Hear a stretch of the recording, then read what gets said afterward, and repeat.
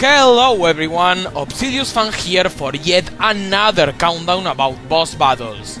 You saw me talking about final bosses and regular bosses in the past, but now it's time to talk about the most overlooked type, first bosses. Similar to my top 10 favorite opening levels list, I consider the first impression to be a crucial part when booting up a new game. But even still, first bosses really mean a lot to me. I mean, I adore boss battles, and the first one will always set the mood for the bosses in the rest of the adventure, while teaching you the basics of your game, so I always look forward to them. So, I will list down my top 10 favorite first bosses in gaming, based off the impression they left on me.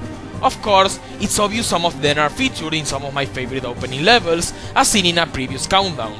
In fact, I love most of those levels because of the first bosses in them. So don't be a bitch and whine about how I am predictable, or I will send you to bed without eating dinner! By the way, I will not mention the rules for this list, as they are pretty much a given at this point. Here, I wrote them for you.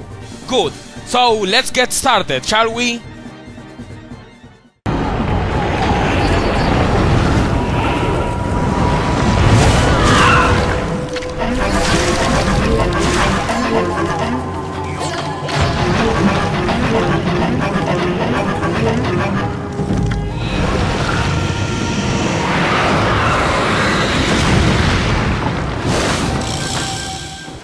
The opening from the original No More Heroes is definitely one of my favorites.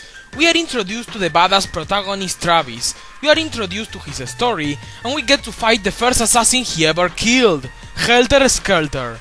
Oh, wait a moment, that was a typo on my script, because you never get to fight HELTER SKELTER by yourself, we just see it in a cutscene. Talk about a disappointment, but we did manage to fight him later on, right? Well, no, actually. I mean, HELTER SKELTER is dead after all. But we do fight his brother, SKELTER HELTER, in the opening of No More Heroes 2. Get it? Their names are switched. Genius! So yeah, at number 10 we have the battle against this fucker from No More Heroes 2, Desperate Struggle. If there is something I love about this first boss, is that it doesn't lose its time. You see the title screen of the game, you choose your difficulty setting, and you are off to a fight against SKELTER HELTER. The battle itself is really fun, as this bastard will attack you with huge combos with his powerful Beam Buster sword, and shoot you multiple times with his gun, just while you are learning the controls of the game. SKELTER HELTER is no pushover, as this first boss is really challenging and hectic. Also, the music, as expected in every No More Heroes boss, is downright awesome! And how can we forget about the cutscene after this fight, in which SKELTER HELTER will take his own decapitated head and recite a Shakespearean poem to Travis, foreshadowing later events in this game. SKELTER HELTER set the mood for this sequel perfectly, but the reason he's not higher is because there are some cutscenes of Sylvia that really break the atmosphere in the middle of the fight. I said it before, and I will say it again. What a bitch!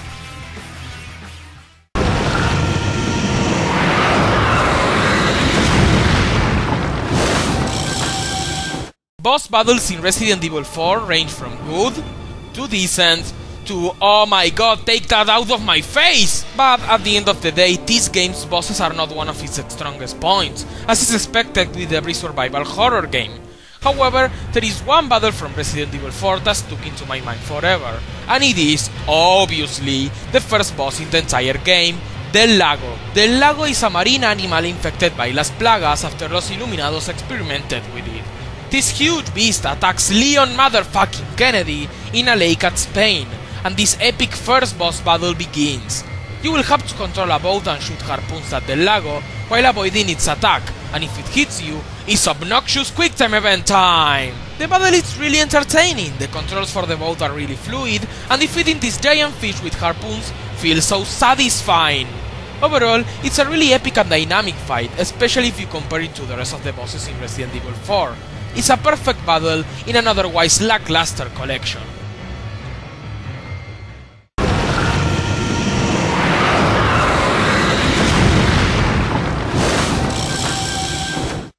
I can still remember my feelings when I first played through the original Devil May Cry.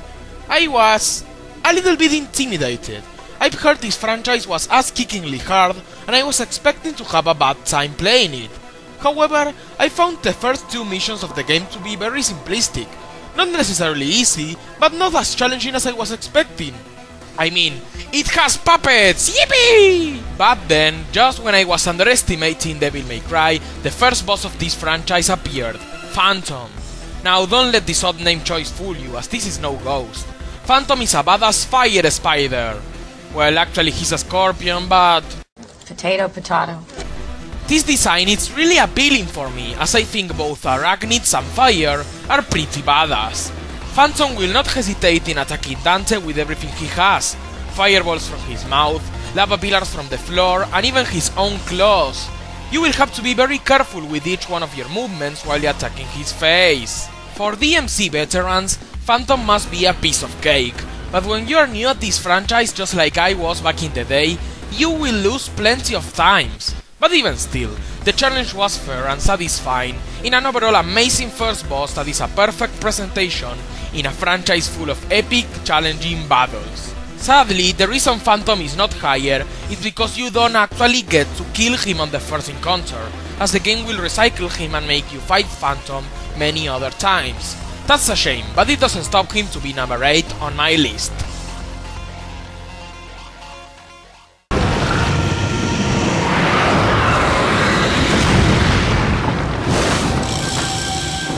I ain't gonna lie, as much as I dislike God of War's protagonist and his storyline, I still tried this franchise out because I knew the bosses and the combat were gonna be freaking epic.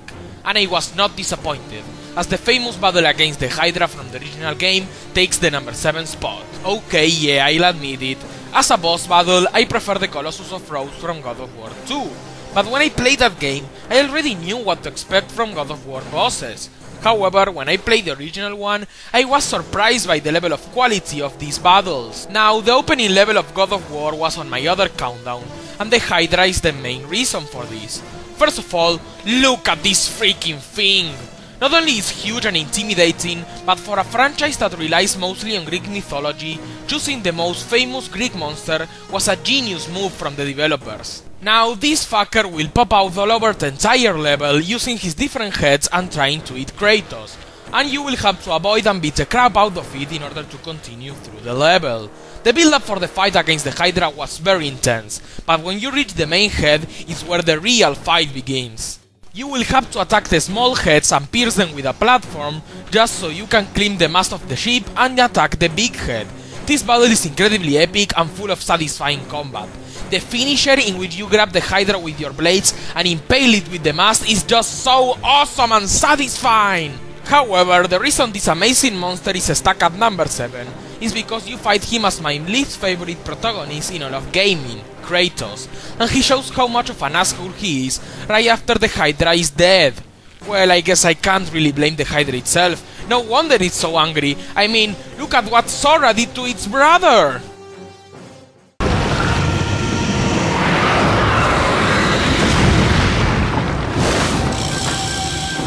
The bosses in The Legend of Zelda tend to follow a simple formula. You enter a dungeon, do some boring puzzles, defeat a mini-boss, get a new item, solve some great puzzles with it, and then defeat a giant monster boss with the help of this new item. Things have been like that for quite a lot of years, and we eventually needed someone to break this formula. But this guy didn't just break the formula, he even broke the remaining pieces until it was dust and scattered them everywhere. That was a weird analogy. Anyways, it's GHIRAHIM from SKYWARD Sword.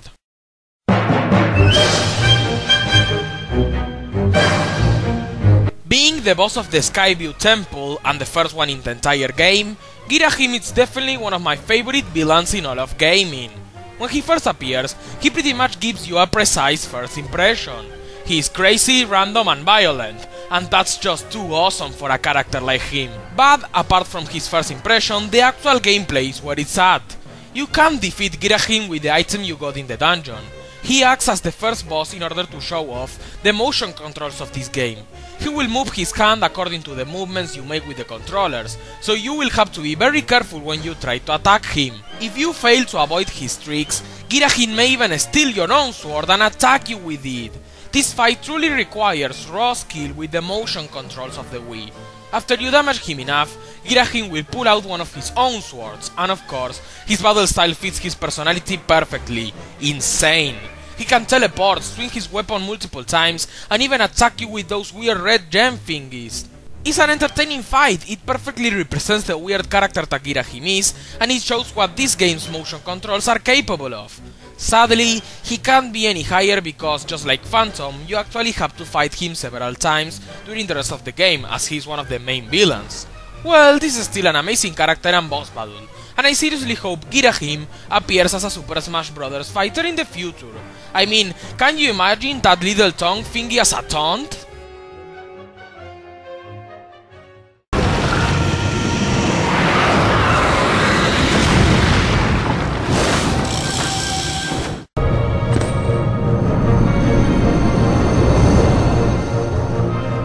Oh yes, just like the Die to the Heart level from the original Kingdom Hearts was on my top 10 favorite opening levels list, the battle against the dark side makes it into this countdown as well. This is truly one of Kingdom Hearts' most iconic and epic bosses. The atmosphere on this one is amazing. Everything feels so mysterious and creepy, especially with the song Fragments of Sorrow playing in the background of the battle. The design of the dark side always stood up as really intimidating to me, as it is the reincarnation of Sora's darkness, and is actually very badass for a first boss. You will have to avoid the onslaught of different attacks made of darkness that this Heartless sends to you, while you attack him on the hands or the head. It's very basic stuff, but it's very entertaining at the same time. The dark side sets the mood for bosses in this franchise in an amazing and unique way. Sadly, you also have to fight it several times during the game. It's just a minor complaint, to be honest. Now, other people may prefer the fight against the Twilight Thorn from Kingdom Hearts 2, and while I also really love that one, I think the dark side was a better introduction for this series. The Twilight Thorn relies mostly on reaction commands that, while very epic, are way too easy to pull off. The battle itself takes place in the boring Roxas prologue, and especially when I fought the Twilight Thorn, I already knew Kingdom Hearts was home to tons of epic bosses, while I didn't know what to expect when fighting the dark side. Overall, the dark side Heartless was an epic first impression, and like the rest of the level, is pretty much one of the reasons I love Kingdom Hearts and its bosses so much. Just like you can see in my top 15 Kingdom Hearts bosses, hashtag shameless self-advertising!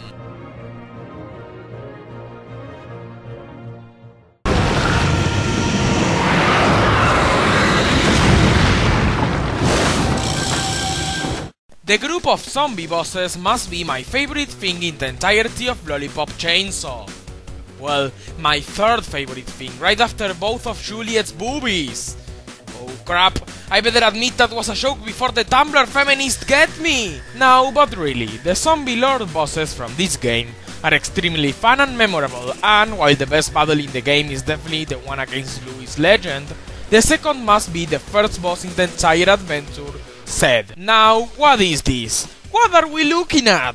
Zed is a zombified punk rocker and he's just downright insane. He will constantly insult Juliet with some rather harsh words, and he'll scream around with his irritating voice. Zed's personality and appearance is crazy right from the get-go, but the gameplay itself is what puts him so high on this list. During the first phase, Zed will run around as fast as Sonic the Hedgehog, trying to hit Juliet with his microphone, and spewing out insults which will actually transform into projectiles. That is just hilarious! Fuck! Giant letters! Bitch! In the second phase, he will stand on top of a couple of stereos and you will have to destroy them piece by piece while avoiding his attacks. On the third and final phase, he will pretty much do the same as in the first one, only that he will be much faster, much stronger, and obviously much more challenging. His battle theme is just fantastic and it makes up for a great atmosphere. In fact, it's possibly my favorite boss theme in the entire game. Overall, the fight against Zed is strangely complete for a first boss battle. Combine that with an over-the-top character and you will get a perfect zombie boss that will set the mood for more amazing zombie bosses to come. Zed from Lollipop Chainsaw definitely deserves to be at the number 4 spot on my countdown.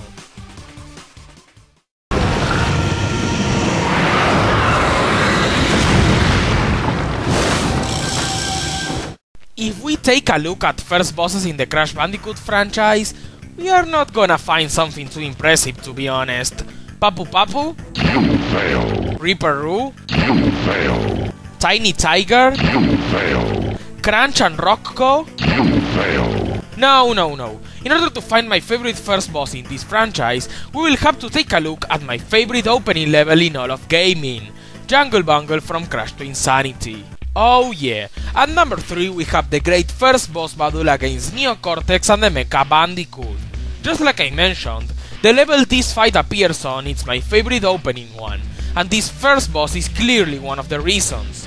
After Cortex hilariously lures Crash into following him by disguising as Coco, they both end in an ambush made up of every enemy this Bandicoot has faced before. Now the setup is already awesome, but we are here to analyze the battle itself. The Doctor will hop onto his glider and attack Crash with his laser gun and some bombs that will wreck up the arena. You will have to wait until he charges his shot and deflect it with a spin attack. It's an easy battle, yeah, but it keeps itself entertaining, and it makes a good job helping you master the basic controls of Crash to Insanity. Also, Cortex's lines are just very hilarious. This is from Tiny. This is from Dingodile. Ripperoo, you shouldn't have. Pinstripe, how thoughtful. Oh dear, two of the same. However, the second phase is definitely what places the first boss on my list. The Doctor, with the help of Engine, will use their new robot weapon, the MECHA-BANDICOOT, to try and kill Crash. This machine will attack with missiles, a giant chainsaw, and yet another charged laser shot that you will have to deflect many times in order to damage it. For a first boss, the Cortex and MECHA-BANDICOOT fight is really complete, with some great controls, hilarious dialogue, satisfying gameplay, and even a fitting music track that, just like every other song in Twinsanity, was entirely made with human voices. It's not hard to tell why this amazing fight is one of the reasons Jungle Bungle is my favorite opening level. And let's not forget, you actually get to use the MECHA-BANDICOOT in the final battle of the game. Awesome!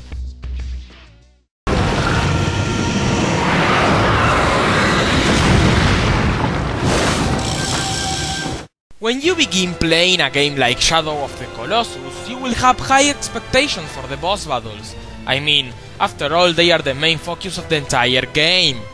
Well, boss battles and an empty overworld, but let's ignore that thing, am I right?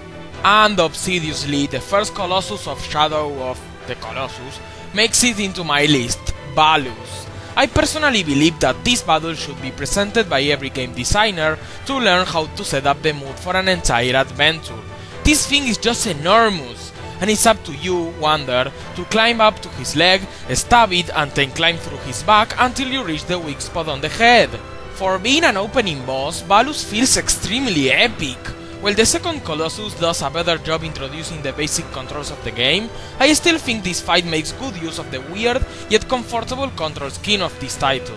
You can feel every one of your movements, you can feel your sword stabbing through its skin. It's epic, it's fun, and it's satisfying. And of course, the amazing music helps building that sense of accomplishment Shadow of the Colossus is famous for. Even if some later bosses in this game, like Phalanx or Avion, are way more complete or entertaining, Balus still managed to keep a decent level of quality and a sheer awesomeness right from the beginning of the game, setting the perfect mood for this colossal adventure. No pun intended. Now, some of you may be shocked that Balus is not number 1. While he was really close to be at the top, there is another first boss I slightly prefer. Let's take a look, shall we?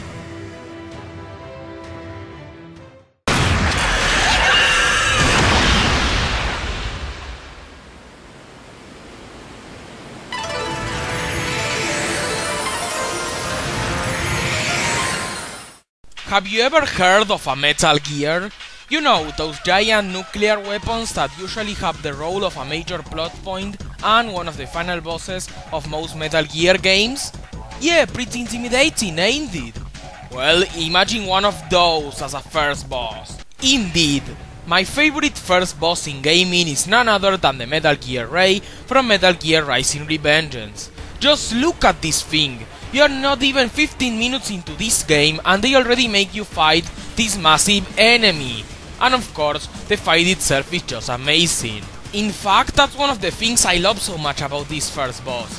Just like SKELTER HELTER, you don't lose any time. After the opening cinematic, You will have to defeat a few enemies so you can get used to the combat of the game, and a few seconds later, BAM! You have to destroy an entire Metal Gear Ray. The player will have to master the basic controls of the game in order to defeat Ray, using ninja run, blocking, and of course, using blade mode in order to tear apart its armor piece by piece. Rinse and repeat until Ray's health is depleted. It's a really entertaining and dynamic battle, and it can even get extremely challenging in very hard and revengeance difficulty. Something I especially love about this battle is the strangely well made quick time event. The Metal Gear and Raiden will clash their blades, until our hero grabs a mechanic monster with his own cyborg hands, throws it into the air, and slashes it into pieces! That is so epic and badass! Oh yes, that finisher is just so satisfying, over the top and amazing, just like the rest of the battle itself.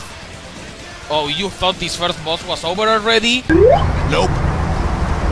Yep, this is not over yet. After chasing down Sundowner, Raiden will reach the rooftop of a building, and that fucker is still not defeated. Now you will have to attack the head, avoid giant lasers and missiles, and use blade mode to keep on destroying its armor. And at the end, Raiden will jump in between missiles and then cut Ray's remaining arm, run down a huge building while avoiding more projectiles until you stick your blade on its face and finally cut the Metal Gear in half. I just can't stop loving this epicness! God! The battle is over the top, blood pumping, full of adrenaline and just downright epic. And you know what? Every other boss battle in this game is just like that. So yeah, the fight against Metal Gear Ray perfectly sets the mood for the awesome game that is Metal Gear Rising. Also, the song of this boss is incredibly overwhelming. Rules of Nature in particular is a fantastic and awesome song that creates a perfect atmosphere. And screw it, you know what? I can't hold it anymore. Sing with me, guys! Oh, here it comes! No, I can't stop it! Rules of Nature! The first battle against Metal Gear Ray is a whole package for me. It introduces you to the amazing combat of the game. It's dynamic and full of adrenaline. It's entertaining, it's satisfying, and it has some of the best music a boss battle ever had. And if all of this was not enough to have it at number 1, I have a special story to tell you. You see, back in early 2013, I was a moderately new Metal Gear fan. I had only played 2 games at the moment, and I was definitely not interested on Metal Gear Rising. But I won a contest anyways, and I went to a special presentation of the game here in Argentina, where I found a playable demo which included this boss fight. Long story short, I ended up shaking and sweating because of the adrenaline inside of my body. Fighting Raid ultimately led me to buy the game once I got a PS3 in order to experience more epic battles. So yeah, if a boss battle is so awesome that it actually made me buy the entire game because of it, you know it's a really freaking good boss battle. And because of all of that and much more, Metal Gear Ray from Metal Gear Rising Revengeance is my favorite first boss in gaming. I am Obsidious fan, and feel free to tell me what's your favorite first boss in the comments. Thanks a lot for watching, see you guys next time.